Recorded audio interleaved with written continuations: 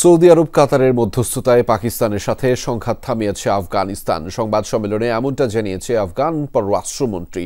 এর আগে সীমান্তে ব্যাপক সংঘর্ষ হয় দুই দেশের সেনা এবং যোদ্ধাদের।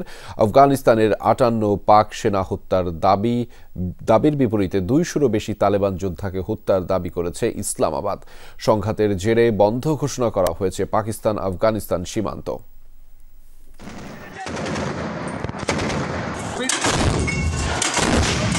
রাতভর সংঘর্ষ আর উত্তেজনা পাকিস্তান আফগানিস্তান সীমান্তে। তালেবান যোদ্ধা আর পাকিস্তানি সেনাদের গোলাগুলিতে রীতিমতো রণক্ষেত্র বর্ডার জোন।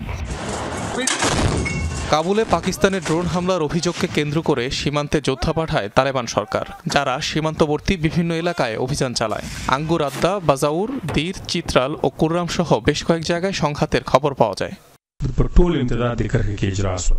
গত রাতে আফগানিস্তানের তরফ থেকে অভিযান চালানো হয়েছিল। এটা পাকিস্তানের হামলার জবাবে পরিচালনা করা হয়েছিল। সীমান্তের বিভিন্ন সেক্টর টার্গেট করা হয়, যাতে ২০টিরও বেশি পাকিস্তানি পোস্ট দখল করা হয়। অভিযানে তাদের ৫৮ জন সেনা নিহত হয়েছে। আফগানিস্তান ৫৮ পাকিস্তানি সেনা হত্যার দাবি করলেও এখন পর্যন্ত ২৩ জওয়ান নিহতের কথা স্বীকার করেছে ইসলামাবাদ। জানিয়েছে পাল্টা অভিযানে প্রাণ হারিয়েছে ২০০-রও বেশি তালেবান যোদ্ধা। দখল নেওয়া হয়েছে তালেবান যোদ্ধাদের ১৯টি পোস্ট। অভিযোগ, বিনা উস্কানিতে প্রথমে হামলা চালায় অস্ত্রধারী তালেবান। উত্তেজনা যখন তুঙ্গে, তখন মিত্রদেশের মধ্যস্থতায় হামলা থামিয়েছে আফগানরা। লক্ষ্য পূরণ হয়েছে অভিযানের, ক্ষতি হয়নি বেসামরিকদের, এমনটা দাবি দেশটির পররাষ্ট্রমন্ত্রীর। আফগানিস্তানের বন্ধু কাতার ও সৌদি আরব বলেছে যুদ্ধ বন্ধ করা উচিত, তাই আমাদের পক্ষ থেকে যুদ্ধ বন্ধ করা হয়েছে। পরিস্থিতি এখন নিয়ন্ত্রণে।